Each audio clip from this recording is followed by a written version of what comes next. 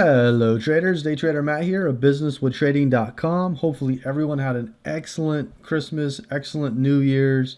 It is January 10th, Monday, and today was a pretty good day. We were 5 and 3 overall with 8 trades, total $375 or 7.5 points.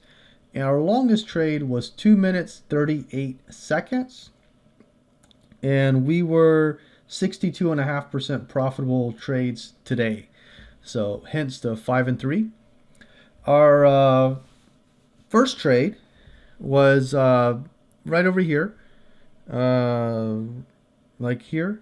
We took a short at 46.14. And we were able to ride that down into 12, taking a 2-point first target, and then it came back and stopped us out on the remainder. You can see it actually did keep going lower. You know, it's kind of one of those things. And then I was a little aggressive. I got short at 46.09 half, which price did actually come up and stop me out. So sometimes, you know, I'm a little aggressive. You can see that price actually did end up working itself out. So just a little bit aggressive on that trade. And next trade was actually over here. Watch price go lower, go lower, go lower. Try to get in here, which was also in hindsight a little aggressive at 96 even, and ended up taking that 2-point stop and getting stopped out of the trade. And I guess right now is a good time to talk about trades. So the worst trade I will ever make is going to be a 2-point loss, which is $100. That is the worst trade I will ever make because all of my trades are a 2-point loss, and I teach a two contract system. So I'm never going to, talk about trading 10 contracts with you guys because it makes no sense. You know, a lot of people that come to me that are part of the course that I coach in trading are people who are either struggling at trading or, people who just started trading recently. So there's no reason to talk about trading 10 contracts with anybody because it makes no sense. So I always teach a 2-contract system, and and when I am able to show videos, like today I traded 2 contracts every single time. You can see 8 trades, 16 contracts, 8 trades, and that's what I made. And that is what I try to teach. I always show examples of what is best to learn from. If I'm trading 10, 20 contracts, who's going to learn from that? I mean, you can learn from it, but it's not a good example. So the worst trade we'll ever take is a 2-contract loss. And the best trade, I've taken some really good ones. So, I mean, I can't really say, your best trade is going to be 10, 12 points. It could be that. But, usually on average, we get a, 6, 8 point trade every, couple times a week. Usually some weeks we don't. But most of the time, most weeks. But anyway, we did get stopped out of that. And our next trade, see, it was over here at 10.15. Right over here, we ended up taking a short at 46.87 half. And price actually came up to 46.89. So we took a 1.5 of heat there. And then when price did start to work its way lower, we took a 2-point first target. And then when price came up, it stopped us out. We made 2.5 points on the second tranche there, or the second part of the trade. We kind of watched things a little bit from there. Price was pretty choppy. So we definitely watched things a little bit. And then as it started to break down here, we kind of watched price a little bit. And then it came up, and again, I was a little bit aggressive. And usually in the trading room, I'll call out, I'll say, well, this level is aggressive, or I'll say this trade is a little more conservative. You can have this aggressive trade here, and we could get there. But all the trades that I take in the room, I show, and, it is what it is. But, just another thing to point out, like if you had a question, for example. So right here around 1047, I got short at 81 half, and price did come up, stop me out, and then go in the direction that I was looking for. Then as it popped up, I got short at 81 even, which is basically right over here. Got short at 81 even, price came down. I got that 2 point first target. I moved my stop down and got stopped out for a 1 tick profit. So, not too bad on there. Price came up a little more and I got short again at 84 half. I really did have a downward conviction here. So I got short at 84 half, and price came up to 85 quarter. So not quite a 1 point of heat. And then when it turned over, I got that 2 point first target, and then I moved my stop down as price came down.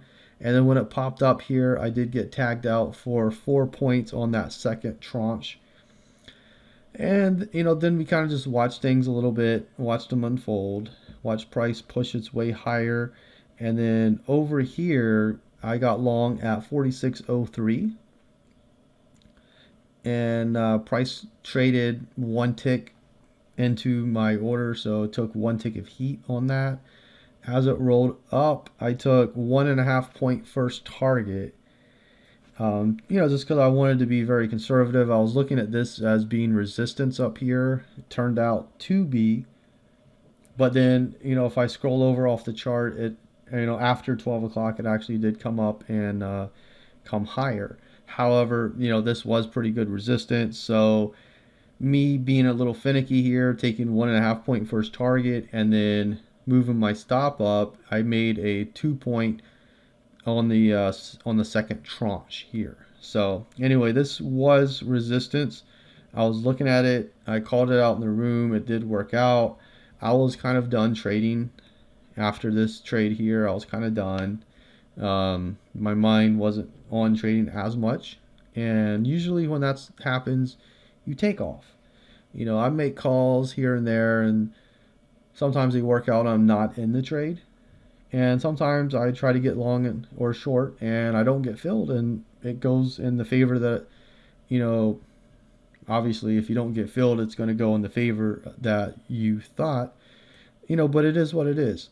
So over here, you can see, price came down, it bounced, and then it came up, hit that area one more time, came down, and then this was the move that started going higher.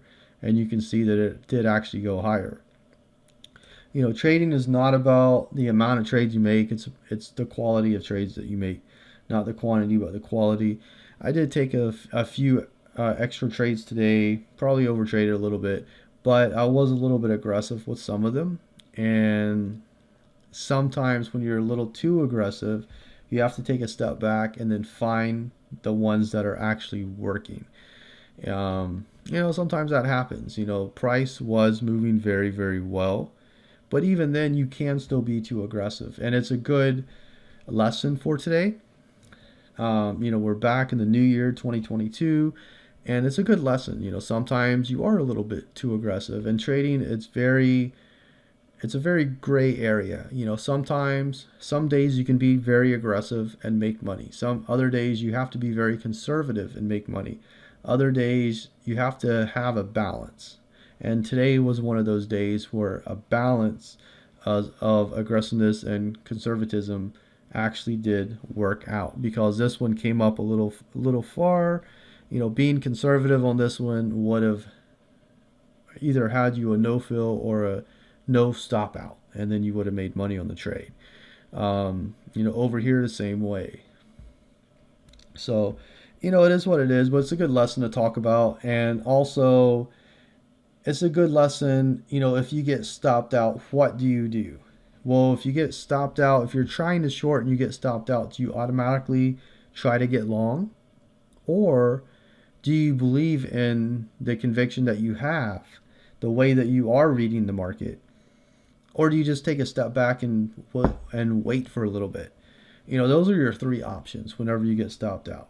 You can either take a step back, and look at charts and say, okay, well, what am I not seeing? you can try to just flip long and say, okay, well, I'm going to get long when it pulls back here. Well, in this case, you would have gotten stopped out. Or you can say, well, I'm going to short it when it goes a little higher. Well, you could, but you have to know where you're getting in at. That was over here. I shorted here. It came down. I got out with profit, but it came up a little more and I got short again. Why did I do that? Because this was the aggressive short. This was the conservative short. If you don't know that, then there's no reason to. Over here, I had an aggressive short. I didn't look at a conservative short. Like, I knew that if it came up here, but I didn't know to the tick. What am I looking at?